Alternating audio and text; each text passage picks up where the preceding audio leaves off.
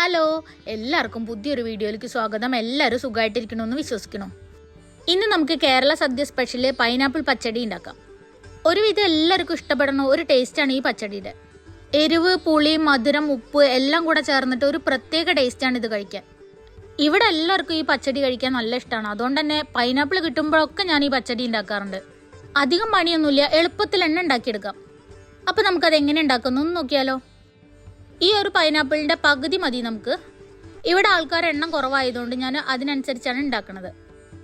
Pineapple തൊലി കളഞ്ഞ് വൃത്തിയാക്കിയിട്ട് ഇതുപോലെ ചെറുതാക്കിയിട്ട് കട്ട് ചെയ്തെടുത്തിട്ടുണ്ട്.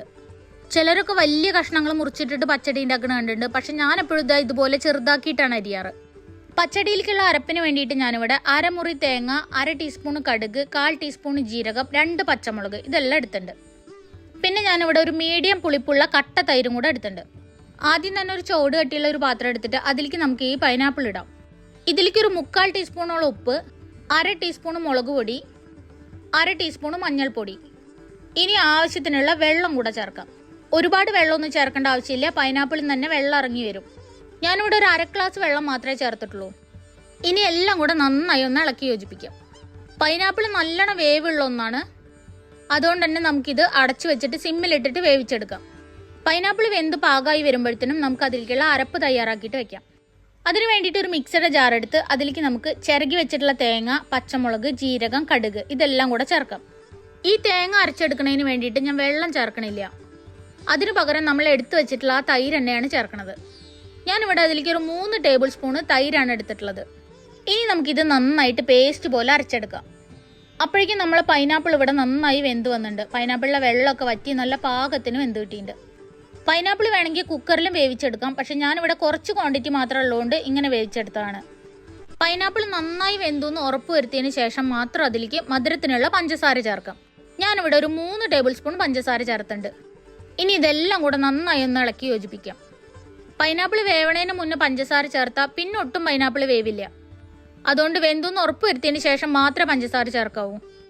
പഞ്ചസാര ഒന്ന് മെൽട്ടായി വരുമ്പോഴത്തേന് തന്നെ കറി ഒന്നും കൂടെ ഒന്ന് ലൂസായി വന്നിട്ടുണ്ട്.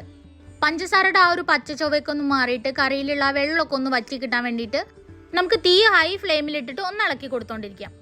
ഇതിലുള്ള ഈ വെള്ളം മുഴുവൻ വറ്റിയതിന് ശേഷം മാത്രമേ അരപ്പ് ചേർക്കാവൂ.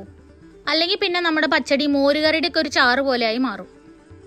ഇപ്പം നമ്മുടെ കറിയിലുള്ള വെള്ളമൊക്കെ വറ്റിയിട്ട് ഒന്ന് കുറുകി വന്നിട്ടുണ്ട്. ഇതുപോലെ ഈ പരുവത്തിലായി കിട്ടണം. ആ പഞ്ചസാരയിലുള്ള വെള്ളമൊക്കെ വറ്റിയിട്ട് ഒരു നല്ലൊരു കളറും നല്ലൊരു ഗ്ലേസിംഗ് ഒക്കെ വന്നിട്ടുണ്ട്. ഇത്രയും മതി, ഇനി വെള്ളം വറ്റിക്കേണ്ട ആവശ്യമൊന്നുമില്ല. ഈ പരുവാകുമ്പോൾ നമുക്ക് അതിലേക്ക് അരച്ചു വെച്ചിട്ടുള്ള അരപ്പ് ചേർക്കാം. എന്നിട്ട് എല്ലാം കൂടെ നന്നായി ഒന്ന് ഇളക്കി യോജിപ്പിക്കാം. ഈ അരപ്പ് ചേർത്ത് കഴിഞ്ഞാൽ പിന്നെ അധികം തിളയ്ക്കാൻ പാടില്ല. അതുകൊണ്ട് അരപ്പ് ചേർക്കുന്നതോടുകൂടി തന്നെ നമുക്ക് ഫ്ലെയിം ഓഫ് ആക്കാം. ഇനി ഇത് നന്നായി മിക്സാക്കി കൊടുക്കണം. ആ അരപ്പിൻ്റെ ഒക്കെ ഒരു വെള്ള കളർ മാറിയിട്ട് ഒരു മഞ്ഞ കളർ ആവണ വരെ നന്നായി മിക്സാക്കി കൊടുക്കുക.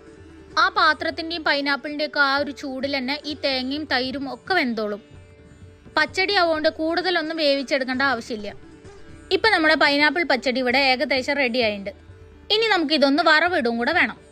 അതിനുവേണ്ടി ഒരു ചട്ടി അടുപ്പിൽ വെച്ച് ചൂടാക്കി അതിൽ കുറച്ച് വെളിച്ചെണ്ണ ഒഴിച്ചു. വെളിച്ചെണ്ണ ചൂടായപ്പോൾ കടുക് ഇട്ട് പൊട്ടിച്ച് കറിവേപ്പിൻ്റെ ഇലയും ഉണക്കമുളകും കൂടെ ചേർത്തു. ഇതെല്ലാം നന്നായി ഒന്ന് മൂത്ത് വന്നാൽ നമുക്കിത് എടുത്തിട്ട് കറിയിൽ ചേർക്കാം. ഇപ്പം നമ്മുടെ അടിപൊളി ടേസ്റ്റുള്ള പൈനാപ്പിൾ പച്ചടി ഇവിടെ റെഡി. ചെറിയ കുട്ടിയായിരുന്ന സമയത്ത് കല്യാണങ്ങൾക്കൊക്കെ പോകുമ്പോൾ ചോദിച്ച് മേടിച്ച് കഴിച്ചിരുന്ന ഒരു കറിയായിരുന്നു ഇത്. അന്ന് ഈ കറിയോടുണ്ടായിരുന്ന ഒരു ഇഷ്ടം ഇന്നും അതുപോലെ തന്നെ ഉണ്ട്. സദ്യയിൽ വളരെ പെട്ടെന്ന് ഉണ്ടാക്കാൻ പറ്റുന്ന കറികളിൽ ഒന്നാണ് ഈ പൈനാപ്പിൾ പച്ചടി.